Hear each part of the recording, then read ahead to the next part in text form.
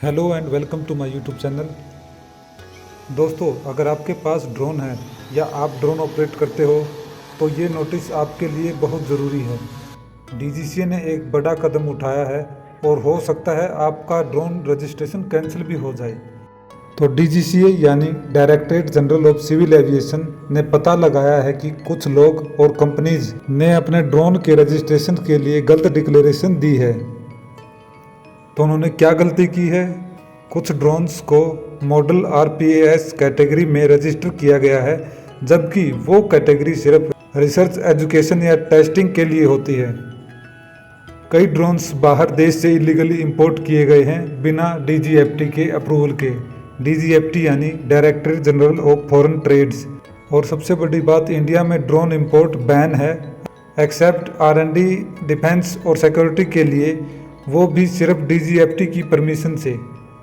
यानी कि आप ड्रोन्स को मंगवा सकते हैं, लेकिन वो रिसर्च एंड डेवलपमेंट के लिए या डिफेंस के लिए या सिक्योरिटी के लिए होना चाहिए। ऐसे ही आप किसी अपने कमर्शियल यूज़ के लिए आप ड्रोन्स को इंपोर्ट नहीं कर सकते, वो बैन कर दिया गया था।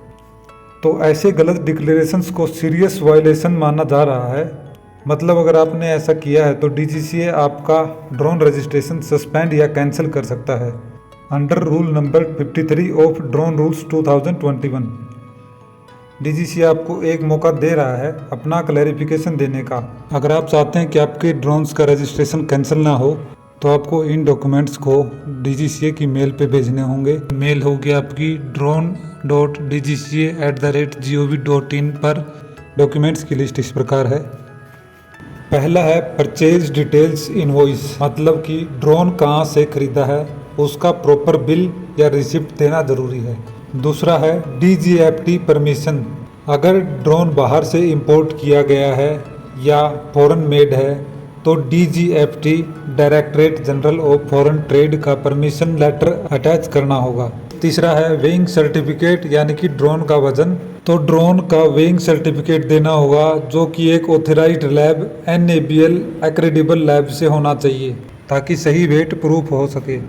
चौथा है डिक्लेरेशन ऑन लेटर हेड, मतलब कि अगर ड्रोन इनमें से किसी के नाम पर रजिस्टर है तो प्रॉपर डिक्लेरेशन देना होगा ऑफिशियल लेटर हेड पर। सेंट्रल, स्टेट या UT government, educational institute recognised by government या फिर startups recognised by DPIIT with certificate proof या ऑथराइज्ड टेस्टिंग एजेंसीज या UAS manufacturer with GST in. पांचवा है डिक्लेरेशन ऑफ कैंडिडेट, मतलब कि अगर ड्रोन किसी इंडिविजुअल के नाम पर है तो डिक्लेरेशन देना होगा, साथ में ID प्रूफ और एड्रेस प्रूफ अटैच करना होगा। छठा है पिक्चर्स ऑफ ड्रोन, मतलब ड्रोन की क्लियर पिक्चर सबमिट करनी होगी जिसमें मैन्युफैक्चरर डाटा प्लेट, ड्रोन पर लगी कंपनी की डिटेल्स प्लेट क्लियर दिखे।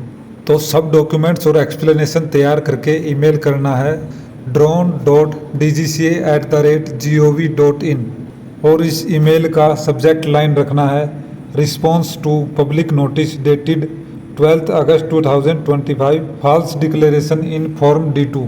सिंपल वर्ड्स में अगर कहूँ तो DGCA ने बोला है कि जिनके ड्रोन रजिस्ट्रेशंस में गलती या गलत जानकारी मिली है वो लोग अपने डॉक्यूमेंट्स और एक्सप्लेनेशन सबमिट करें ताकि प्रूव हो सके कि रजिस्ट्रेशन सही तरीके से किया गया है। अगर आप इस नोटिस के 1 महीने के अंदर रिप्लाई नहीं करोगे तो आपका रजिस्ट्रेशन कैंसिल हो जाएगा।